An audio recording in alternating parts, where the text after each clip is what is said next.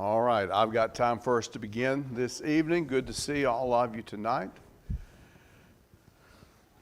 We are in the book of Galatians, and we are ready. We are into the second chapter in our study. Let me put this up. Starting at verse 11 in chapter 1 and going to the end of chapter 2, Paul deals with questions about his apostleship. One of the things that Paul had to deal with were those who questioned whether he was actually an apostle. There were differences, were there not, between the 12 and Paul? They had been apostles longer. In fact, he makes reference to that in, back in verse number 17 of chapter 1. Those who were apostles before me. Paul's choice or being chosen as an apostle came after the resurrection. And so there were differences, and some questioned whether he was actually an apostle. So he deals with that in this section of the book of Galatians. Also, there were questions about what he taught, what he preached, that maybe he wasn't preaching the same thing that the others were so he deals with that as well. So there are three sections. Well, I've divided this into three sections. Well, I didn't really divide it that way. That's the way it's generally divided. Chapter 1, 11 to 24, we looked at that last week. He received the gospel directly from Christ. When Paul became a Christian, he didn't get that message from the other apostles.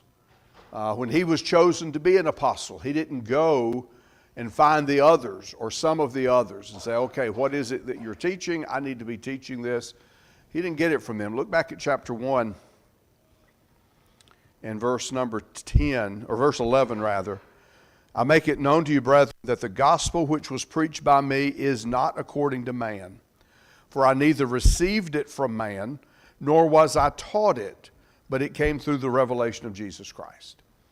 And so, in the verse before, Paul tells us he actually saw any of the apostles following his conversion. 3 years.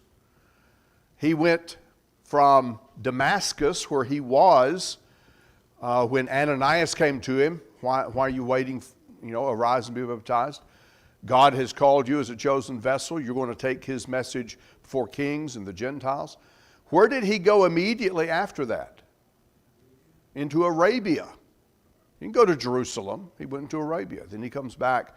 So there's a length of time before he even sees the apostles. Obviously, he didn't get his message from them. That's the point that he's making here.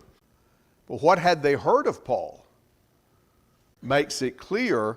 And so the message, the gospel that he is preaching, he was on board with, would be talking about what Paul's writing about. It's the very same thing that was dealt with, except just kind of in passing. But the specifics are not mentioned, but Paul mentions it here, and it becomes kind of a test case. The way that Paul dealt with that was to make the point, to emphasize the point that that has nothing to do with the gospel of Christ. And down in verse number 3, he mentions Titus. Of course, one of the books in the New Testament was written by Paul to Titus. Titus was a Greek. Both of his parents were Gentiles. He was a Gentile. Unlike Timothy, who also worked with Paul. Timothy's father was a Greek. So that Timothy's work would not be hindered, Paul had him to be circumcised. But with Titus, as we read these verses together, Paul makes it clear, it's not happening. And there's a good reason why that's the case. Let's start at verse number 1, and I'll read till I quit. I'm not sure how far I want to read yet. Verse 2, or verse 1 of chapter 2. Then after 14 years I went up again to Jerusalem with Barnabas and also took Titus with me. And I went up by revelation and communicated to them the gospel which I preach among the Gentiles, but privately to those who were of reputation, lest by any means I might run or had run in vain. Yet not even Titus, who was with me, being a Greek, was compelled to be circumcised. And this occurred because the false brethren secretly brought in, who came in by stealth, to spy out our liberty which we have in Christ Jesus, that they might bring us into bondage, to whom we did not yield submission, even for an hour, that the truth of the gospel might continue with you. We'll stop right there at verse 5. He's going to go on to talk about people that he references in these verses, those who were of reputation. I take that to be, look down at verse 9, James, Cephas, John, because he says of them there, who seem to be pillars. I think those are the same people here that he mentions by name down in verse number 9. And so Paul says, we go to Jerusalem. Barnabas and Saul were chosen by the church at Antioch to go. But Paul tells us something here about what prompted this visit. He said, I went up by revelation. That means that God was behind it. It's not the case, you go to Acts chapter 15, it's not the case that the members of the church and the leaders of the church said, we've got a problem. We need to put our heads together and come up with a solution. And so all these men come together and they work out a solution. That's not at all what happened. They came together because God directed them to come together. And what was worked out, the solution to the problem, is what God revealed to them. So they didn't determine what ought to be done, but God revealed that through, as Paul spoke, as James spoke, as Peter spoke, and as they ultimately wrote something that was to be given to the Gentile churches. All that came from God. And that's what Paul indicates here. He went up by revelation. God was the one who was behind that. But while he was there, he talked with those who were apostles before him, those who were pillars in the church, those who were men of reputation. We'll look at that phrase in a minute. And he talked to them about what he was doing, his work, his preaching. And they were fully on board with what he was doing. And there was no indication that they said, you know, you're not preaching the same thing we're preaching. We've got a problem with some of what you're doing. None of that happened. But they were fully in accord with each other. And so, the point again, they fully acknowledged and were in agreement with his preaching because it was the same thing they were preaching. So let's look at verse 3. Well, before we go to that, back in verse number 2, those who were of reputation, he's going to bring that up again later in the chapter, verse number 6. But from those who seem to be something, whether they were, it makes no difference to me. God shows personal favoritism to no man. For those who seem to be something added nothing to me. If you're not careful, you can read that as if Paul is in some way belittling those men, as if he is kind of comparing or contrasting himself with them, that he's a little, and that's not what he's doing. The Judaizing teachers would hold these men up and say, that's what you ought to be doing, Paul, because they misunderstood what the apostles were preaching and what the apostles were practicing. Because the practice of circumcision or the practice of not eating certain foods or the practice of honoring certain days was being practiced. There's a difference, though, between those things being practiced and those things being commanded.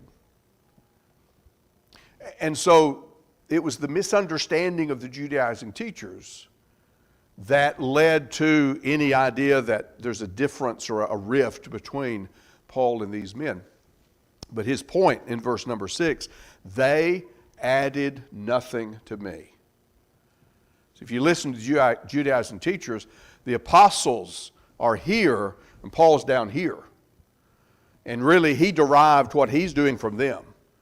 He's just kind of a second generation teacher. He's not really one of the apostles.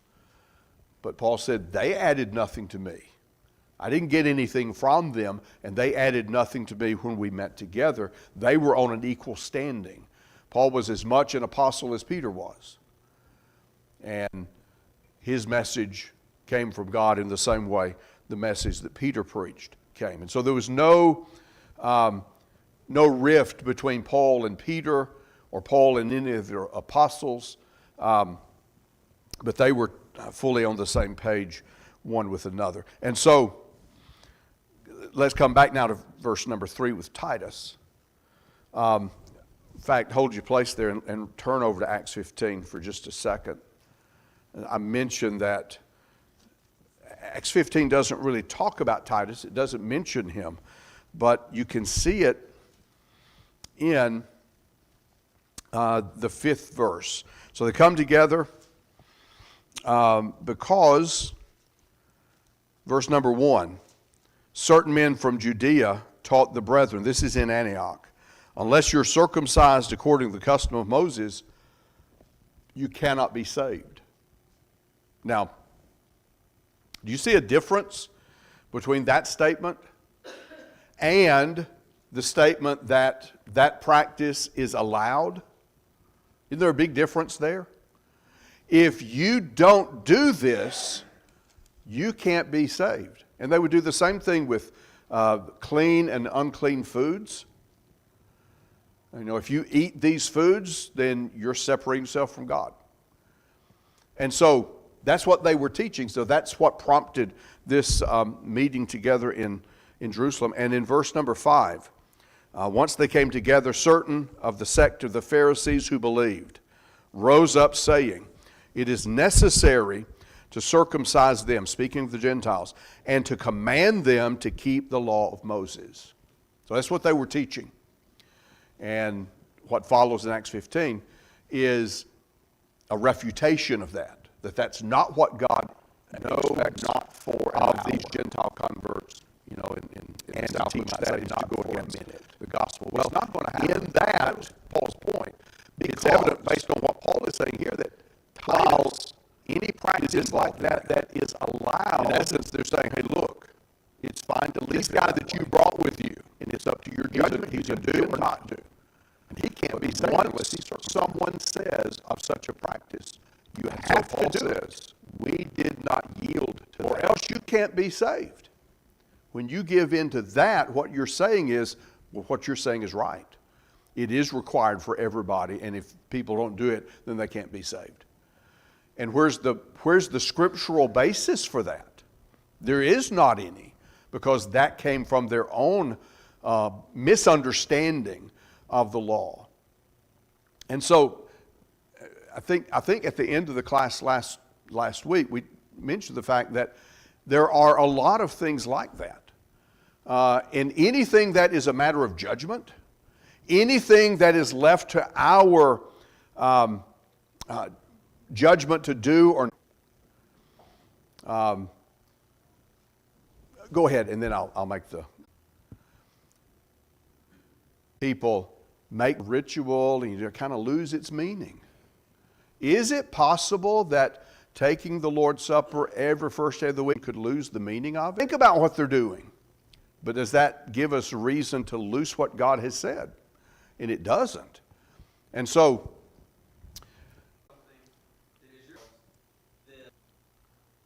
right. And therefore the Pharisees would come to the disciples of Jesus. Why does your master, I know you've heard this story. It's in the book Muscle and a Shovel, where a lady was cooking a ham, and she cut the end of it off and cooked it. And I think it was her daughter said, why do you do that? And she said, well, now that I think about it, I don't really know. Mama always did. So, is it necessary to cut it off all the time? No, you don't have to if your pan's big enough. And a lot of times we do that in religion as well. Well, Mama did it. We've all, you'll hear people today say about things like partaking of the Lord's Supper every first day of the week, the grace of God. That's what saves us. Without any give at all, he said, this will not pass. This will not stand. And so, under no circumstances would Titus be circumcised. Let me stop there at verse.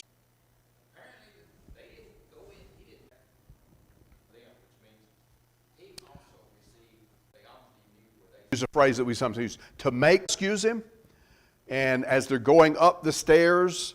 So I think that's the biggest problem they had, because they didn't have a problem with the Gentiles if they first adopted the Jewish religion, which would involve circumcision, restriction of their dietary meals and so forth.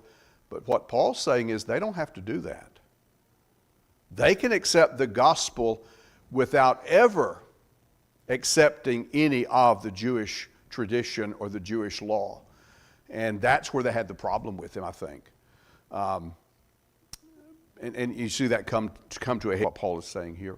All right, any other thoughts? Carolyn? Oh, man, when you look like that, it just, well, go ahead. And so they hadn't dealt with that. When you go back to Acts 15, it's verse number 5. So the Pharisees who believed, we're talking about people from among the Pharisees who believed that Christ is, or that Jesus is the Christ. You know, think about if you grow up a certain diet and you believe that not, you know, they didn't deal with Gentiles, it wouldn't come up, wouldn't have to deal with it. So when Paul comes in and he's been preaching out here, they've been obeying the gospel, and you got all these Gentile churches and they're not following Bacon. One of the problems we sometimes run into in mission work is similar, that's not always necessary. And we have to be careful not to confuse. And really, you don't have to become somebody else to then become a Christian. You didn't have to come through Judaism to get there. And so they just had not dealt with that until this point, on par with the other apostles. Any other thoughts along that line, Anthony? Mm-hmm. The gospel went out from the apostles. It went out to all nations.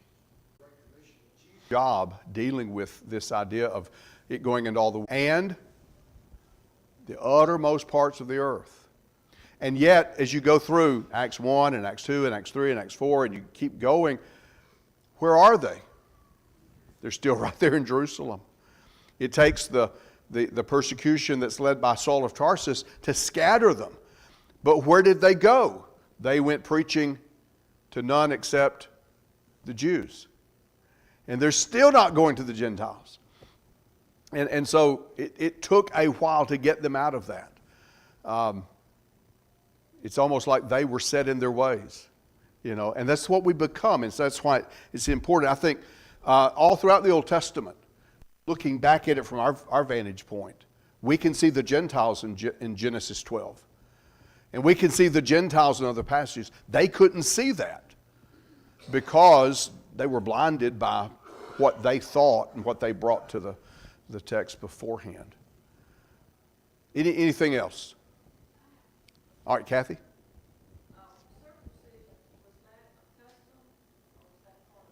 It was a covenant that God made with Abraham, and then it was also included in the law of Moses.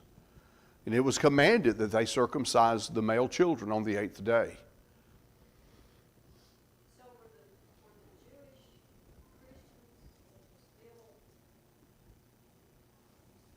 thinking that they had to do that? I don't know if they were, when they were doing that, if they thought it was obeying God's command, or if it was simply I don't know, because we're not really given that information.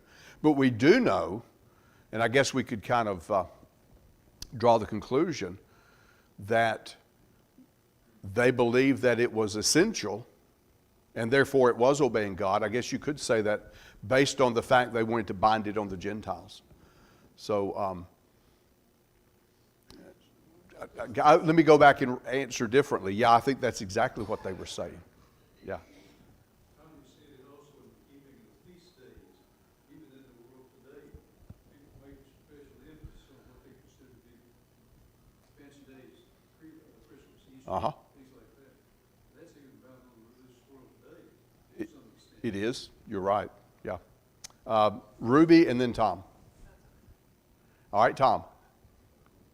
In the fifth chapter, which we both studied in our video, so, but I don't want to give anything away, but in relation to what Kathy mentioned here, it says, Paul said, for in Christ, Jesus neither circumcision nor uncircumcision avails anything, but faith working through love. Mm-hmm.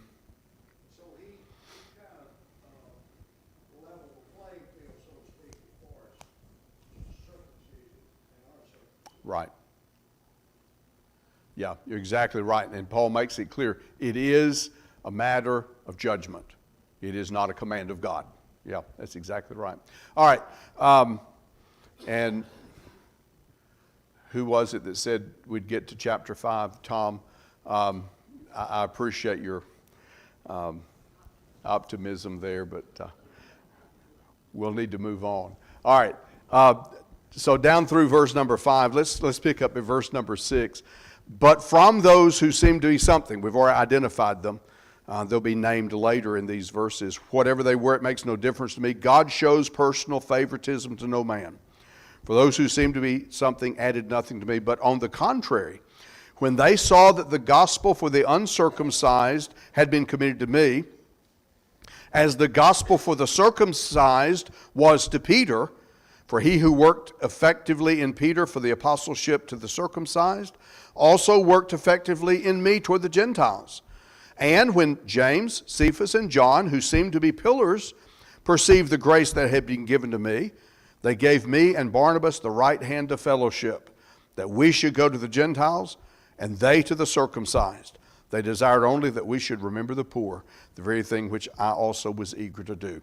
Paul's wordy, but he's very, very clearly saying God's work in the apostles was no different, whether it was Peter or Paul, whether it was directed toward the Jews or directed toward the Gentiles. But God worked in us both effectively.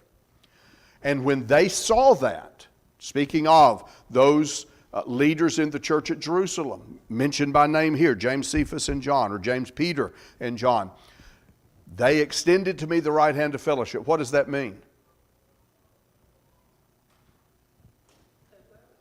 They welcomed me. They acknowledged that my work was on an equal par with theirs, and that we were basically doing the same work. The only difference was God sent one group to the Jews and God sent me to the Gentiles. That's the only difference that would be made, in the same sense that Paul said they were apostles before me. It was just a matter of time, not of the nature of their calling or their work or their authority. David? I think it's interesting too that you could read in this that it was not just something that was like, hey, wow, and shake Paul's hand and welcome him in. There was some reluctance. I can sense it in the writing here. They had to understand that they were still preaching. Acts 15, this is what they write. Since we have heard that some who went out from us have troubled you with words, unsettling your souls, saying you must be circumcised to keep the law, to whom we gave no such commandment. I mean, it's evident from what was done that the Judaizing teachers were out on a limb by themselves. They were not speaking for the apostles. The church did not send them out. They claimed a connection. But here, the apostles are cutting that off. What these men are teaching isn't what we believe. And so Paul is able to show that. And, he's reminding these Gentile Christians in Galatia, that's what happened. And when we met, this is the way I was received by them, and this is what came out of that. So you've got people there bothering you now with this. You remember those things and don't believe what they are preaching. The only thing Paul says in verse number 10, they desired that we would remember the poor, and the very thing I also was eager to do. Paul's already been involved in taking, Acts chapter 9, taking a collection to Jerusalem for those who were poor in that area. He's going to do an even greater one among the Gentile churches. That's the latter part of the book of Acts. And you read about it. For example, in 1 Corinthians chapter 16, when Paul talks about the matter of the collection, as I have given order to the church of Galatia, even so do ye upon the first day of the week. Let everyone lay by him in store. What are the last words of that statement? That there be no gatherings when I come. Paul was going from congregation to congregation, putting all this together so they could take it to Jerusalem to give it to those in need. And he said, do it this way so that when I get there, it's ready. And so he was doing the very thing that they asked him to do, and he makes that point here in verse number 10. All right, that's going to be about our time. Anybody have anything you want to add real quickly before we end class? The last one, I'm going to go ahead and put this one up. This is where we'll go next week. Paul corrected Peter. Carolyn, you mentioned what Paul did. He corrected Peter regarding the law, and Peter acknowledges that he was in the wrong, and Paul was right in what he did. And so that's what we'll look at. That's the latter part of chapter 2, and then we'll get into chapter 3 following that. I appreciate your comments. Hope this has been helpful to you tonight.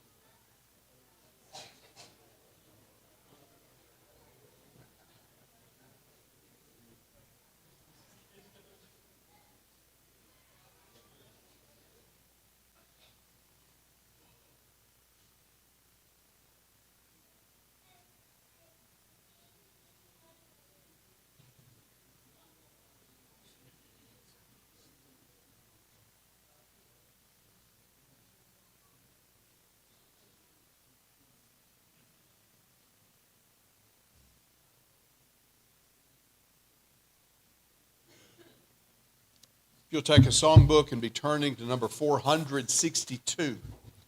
Number 462. This will be the invitation song Roger will lead us in just a moment. At the close of our service tonight, Robert Suttles will lead our closing prayer. If you did not have opportunity to partake of the Lord's Supper, that will be offered in the classroom to your left as you go out of the auditorium tonight. On our sick list, remember Bailey Roberts, sick at home, has been diagnosed with COVID. Amanda Jackson, also sick at home today. Jolene Suttles' father, Clyde Yarbrough, is in Marshall Medical North. In fact, she is with him tonight. Number of people on our list. Mary Maxwell is back at Decatur Morgan Hospital, dealing with blood clots in her legs, in her lungs as well. So keep her in your prayers. I think the plan is for once they get a plan of action on dealing with that, she's going to come back home. But keep her in your prayers as she deals with that. Anybody that we need to add to that tonight? Just a couple more announcements, and both of them have to do with our young people. The T-shirt list, today was the deadline. If you did not get to sign it, you want to talk to Jonathan before he leaves tonight, as he will send that order in tomorrow. And also CYC registration. Did you say tomorrow's the last day or it ends today? Need to know tonight. If you're not yet signed up, that registration's about to close. You need to let him know so that you can be added to that. And again, that's going to be at the end of February, and keep that in your prayers as that is approaching. Again, number 462 for our invitation song tonight. And it raises a question. Why do you wait? You know, there's a good reason for waiting often with things. Sometimes you have to wait because things are not yet ready. We have a fellowship meal together. You go down to the annex and you kind of stand around and wait. And it seems like as the hungrier you are, the longer you're having to wait, But you have to wait because the food's not yet ready. Everything's not out prepared. Sometimes you have to wait for things. But what this song is talking about is not eating at a fellowship meal. It's talking about salvation from sin. The person is in sin. What reason is there to wait? Think about when Moses was sent to Pharaoh. To tell Pharaoh the message from God, God said, "Let my people go." And Pharaoh resisted over and over and over. And that's the reason for the 10 plagues. As those plagues come to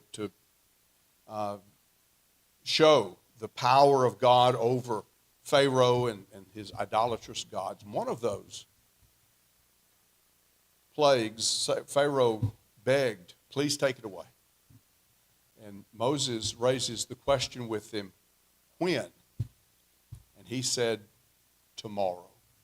If you remember which the plague it was, you might wonder, why is that such a plague? Well, it was a plague of frogs. If you have trouble wondering why that's a problem, talk to my middle daughter. She'll tell you what's wrong with frogs. But think about Pharaoh's answer. "Please remove this." When? He said, "We'll do it tomorrow." Would you not have said, "Do it now"? You see, if you're outside of Christ, if you're separated from God, why not now?